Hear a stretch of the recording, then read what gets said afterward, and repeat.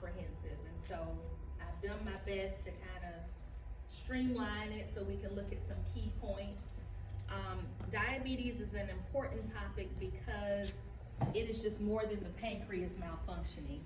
It literally affects every body system and is the leading cause of death, or contributing to lots of leading cause of death. So the most, the highest percentage of death is actually caused by cardiovascular disease, heart attack, right? But diabetes is actually a heart attack equivalent because of the inflammation that it causes on the heart and all of the vascular system. Not only that, the number one cause of kidney failure is diabetes. And as one of our initiatives as Lions, we also do vision screening, right? Because that is becoming the number one cause of blindness. And so this is a disorder that is a metabolic disorder. It's affecting multiple systems. And one of the things that we're learning is that it's not just the pancreas that is regulating our blood sugar. It's also the liver, it's the gut, the brain plays a role, the kidneys play a role. And as we learn about these different organ systems that are contributing to this homeostasis, trying to regulate our blood sugar, that's why new drugs are being developed. So it's not just insulin anymore. And maybe another talk we can get into that because I find it very fascinating, but we can just go over the drugs and how each one of them affects the different body systems.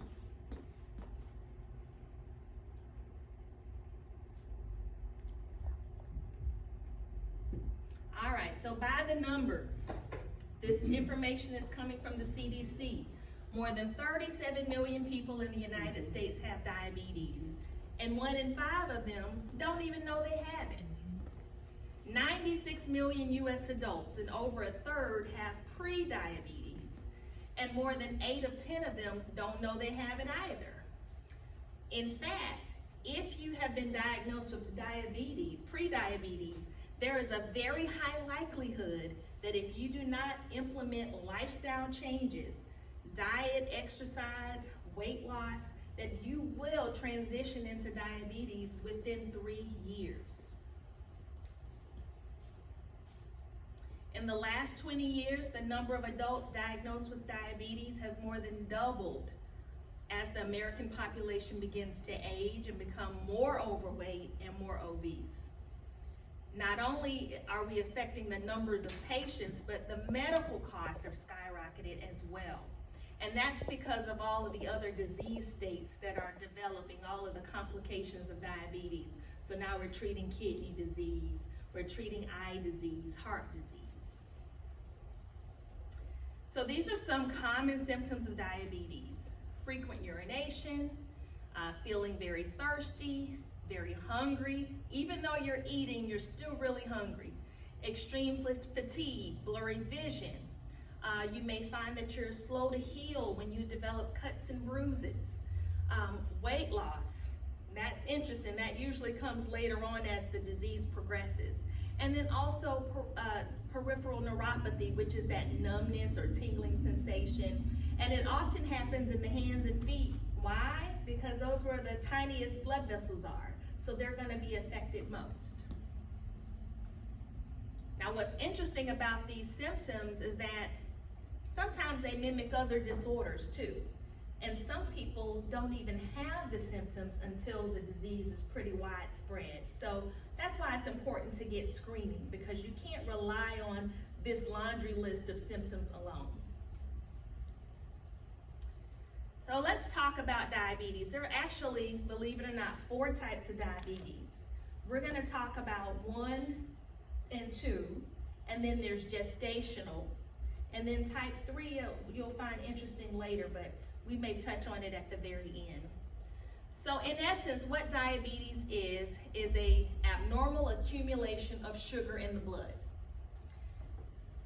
Whenever we eat a meal, sugar is absorbed from that meal and it's emptied into the bloodstream. All of our organs, all of our muscles, our brain need sugar. That's the fuel for the cells. And we need insulin in order to attach to that glucose and pull it into the cell. So with type 1 diabetes, also known as juvenile diabetes, there is an absence of insulin.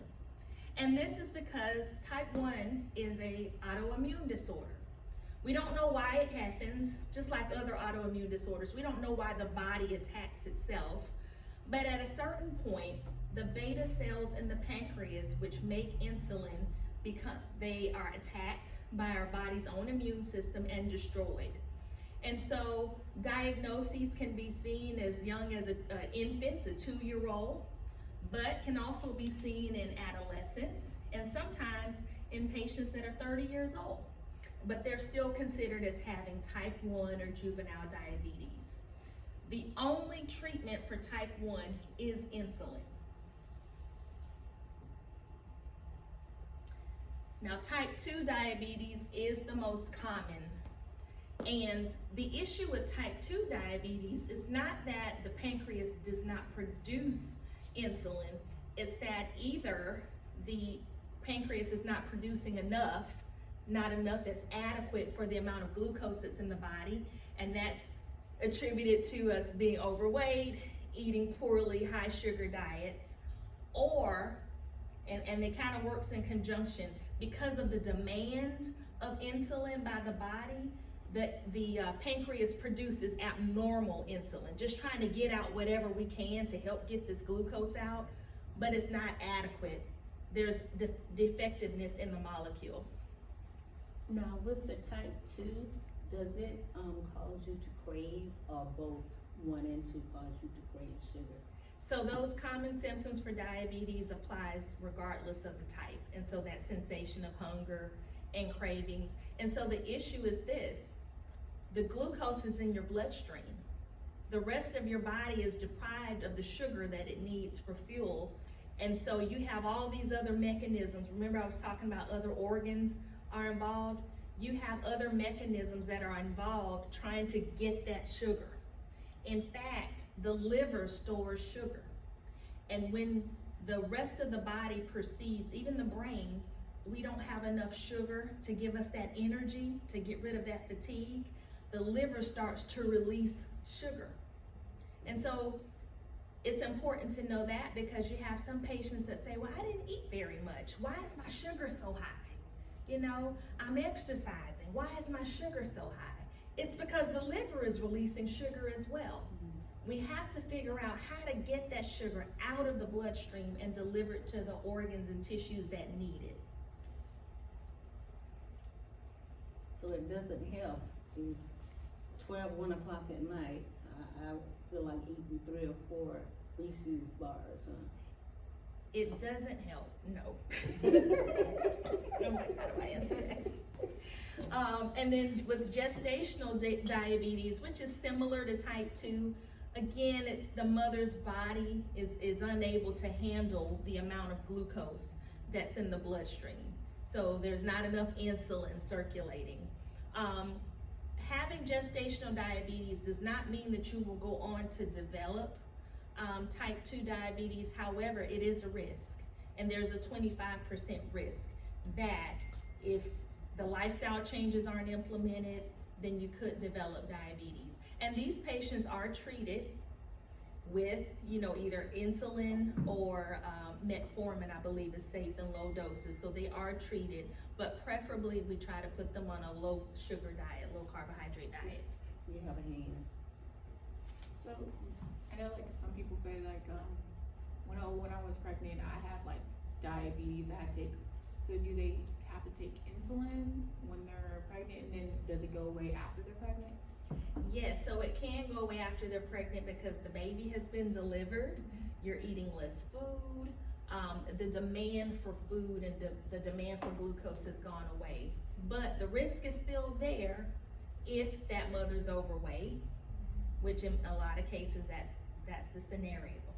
So whatever the risk factors are, which we'll talk about, we have to minimize those risk factors. Is there a risk for the baby to become diabetic if the mother has gestational? No, but what happens is these are bigger babies. These are bigger babies. because of all the glucose and excess calories. So there are major complications of diabetes, and we talked about them a little bit earlier. So obviously with the eye, and that's because those sugar molecules in the blood vessels in the eye, they're really large and they begin to cause damage to those vessels, and so you can develop this retinopathy. The eye actually tries to heal itself as those vessels are being damaged, and so we start to have new vessels that develop, and that in essence causes a problem, because now you have all these excess capillaries that are in the eye. Increased risk for cataracts and glaucoma can happen as well, and glaucoma is related to increased pressure in the eye. With kidneys, again, we talked about tiny vessels being damaged. So the kidneys are working really hard to create this homeostasis, homeo meaning this normal environment, by causing us to pee off or urinate off this excess sugar. But at a certain point, even the kidneys become taxed because it's too much work trying to regulate this blood sugar. And then neuropathy, because those large sugar molecules are damaging the outer sheath or the outer nerve coverings, and that damage is just disrupting the nerve transmission, and so now you have numbness and tingling sensation. The brain, so the brain needs sugar. And I hinted about type 3 diabetes. Does anyone have any idea what I'm referring to when I say type 3? Alzheimer's. Alzheimer's. So the theory is that because of insulin resistance, not responding to insulin, the brain is unable to carry out those cognitive functions like memory and thought process that we need. And so, in essence, controlling our blood sugars will reduce our risk for Alzheimer's disease. Now, of course, there are, in studies, they did have patients that were not diagnosed with diabetes that still had some insulin resistance, but more than 50% of all of the Alzheimer's patients that they studied had diabetes. And then heart disease. So we talked about this. Diabetes is considered a heart attack equivalent. Your risk for having a heart attack is 2 to 4 times the normal population. That's why controlling the blood pressure is important. Regulating your cholesterol, making sure your cholesterol is in low numbers. And it's not cholesterol for cholesterol's sake, because some people actually have normal numbers.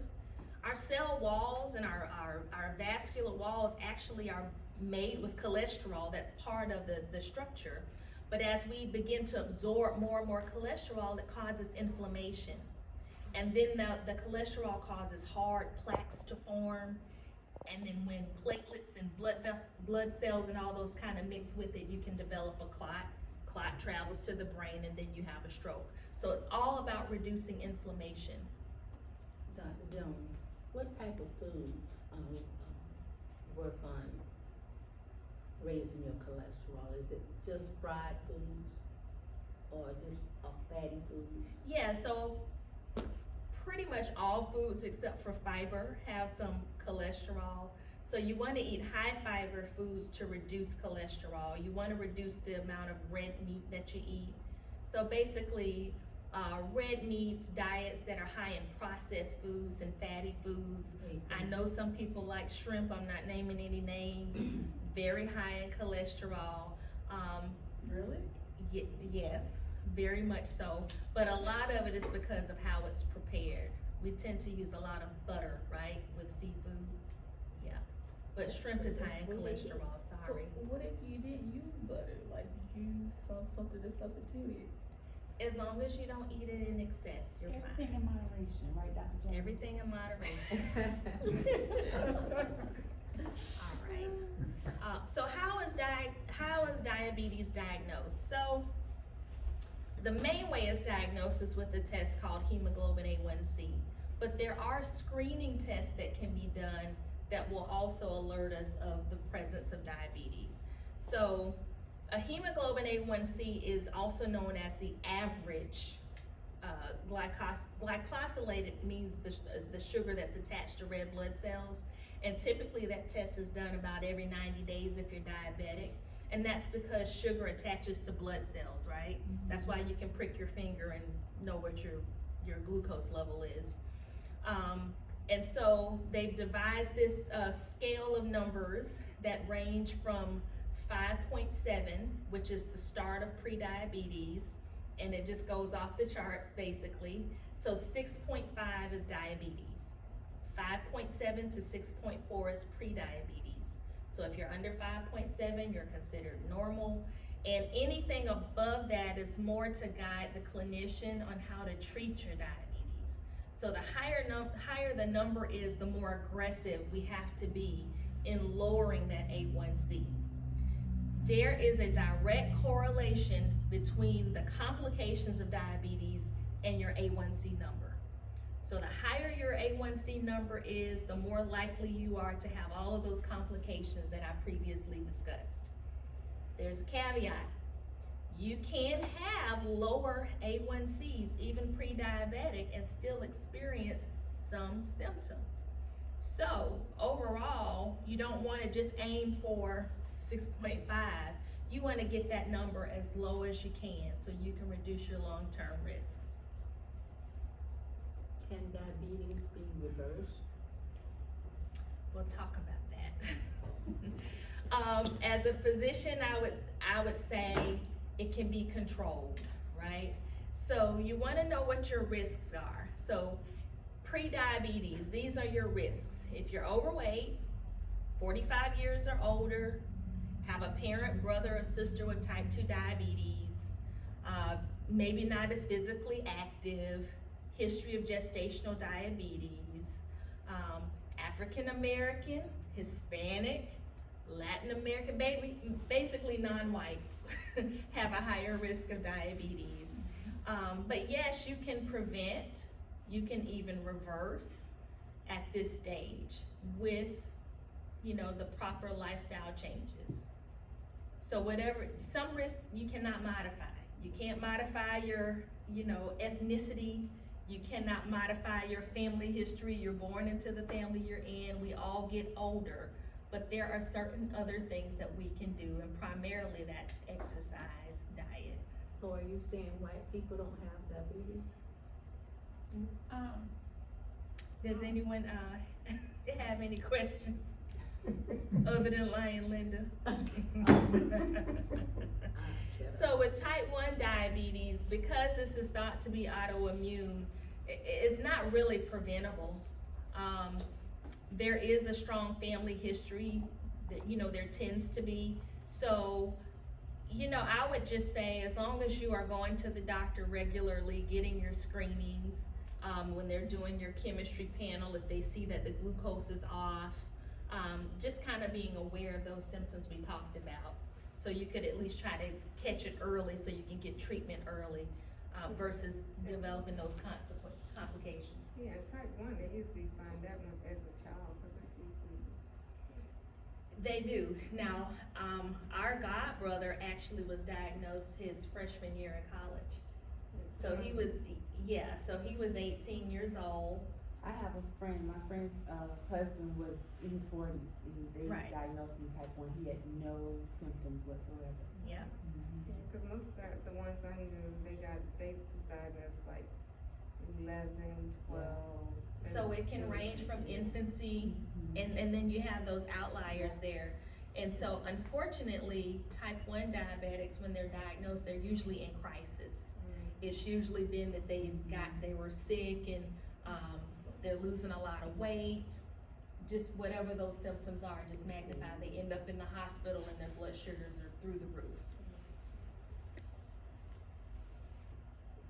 Could you read bullet point number 4 for Lion Linda? In the United States, white people are more likely to develop type 1 diabetes than African Americans and Latino people. That was for Lion Linda. And I'm happy to share this PowerPoint. If you all are interested, I'll email it to you. We're almost done. And then type 2 diabetes, again, these are risks. I might have put that on there twice. Or am I going the wrong way? No. No. Okay. fatty liver was different. Okay. Parent or brother with type 2 diabetes, not very physically active. If you have non-alcoholic fatty liver disease, you may also be at risk for type 2. We still don't know what the cause of that is. There's actually some research being done right now by the National Institutes of Health, and locally, if anybody wanted to get involved, just let me know. I can. What, the fatty liver? Uh-huh. Cause that's one of mine. Yep. So they're actually utilizing the GLP-1 agonists like Ozempic, Trulicity. They're actually treating with that just to see what the effects are. Oh, I And had it- diabetes, it's just a fatty liver thing. I go to So the GLP-1s are actually being tested on people that have fatty liver disease to see what the effects are. And then gestational diabetes, here's some risk factors: older than 25, family history of type 2 diabetes. I found this one interesting: PCOS, polycystic ovarian syndrome. So as you can see, there's a lot of kind of crossover with some of the risk factors. Life doesn't end with diabetes. If you already have diabetes, you know, a lot of this stuff is just not really relevant, but it doesn't mean that you can't take charge, that you can't reduce your risk. In fact, the American Diabetes Association, the CDC, the National Institutes of Health, and primarily the FDA, when they're evaluating drugs, they have to have some type of cardiovascular indication. That there has to be proof that new drugs that treat diabetes are going to reduce your risk for heart attack or stroke. And so definitely Jardiance and Vicana, those are the ones that work by releasing sugar through the kidneys. The non-insulin injectables that you do once a week, those have reduced the risk by almost 20%. Now, add that to exercise, diet, you just further reduce the risk. So you definitely want to talk to your doctor about what you can do. You want to monitor your sugar regularly. Vaccinations are important because we're talking about quality of life. We already talked about when you're diabetic, you're more susceptible to infections, slower healing times. So you want to make sure that you're up to date with all of your vaccines, COVID, pneumonia. And then this should be part of your regular screening at least once a year. You should have a dilated eye exam, a formal eye exam. Your kidneys are going to be screened anyways by your doctor when they order your blood work. Have them look at your feet at least once a year, or send you to a podiatrist. And then heart, well, that's just a matter of monitoring your blood pressure pretty much. If you've already had some cardiac events, then you're probably already under the care of a cardiologist, which you should see at least every 6 months. They may do an EKG to see if there's any changes, or either a echocardiogram, which is an ultrasound. Dr. Jones, I just recently learned after going to the pharmacy, once you pass the age of 65, there's what they call an RSV vaccine that they strongly So that's suggest. new. That was just recently approved by the FDA. So the RSV vaccine has been available for children for many years, but that's because as we get older, our immune system wanes. For a long time, we weren't given Tdap, were we? It was something that you kind of gave kids. Now they're recommending that every 10 years we all get Tdap. And if you're diabetic, you're supposed to get your pneumonia vaccine every 5 years. Usually for the general population that's not diabetic, that's 65 or older, it's every 10. And there are two, right? So there's the Prevnar and there's the pneumococcal. So, all right, well, that's it. It's like I said, it was comprehensive. If there are any other topics, even within diabetes, that you are interested in learning about, just let me know and we'll work it out. We'll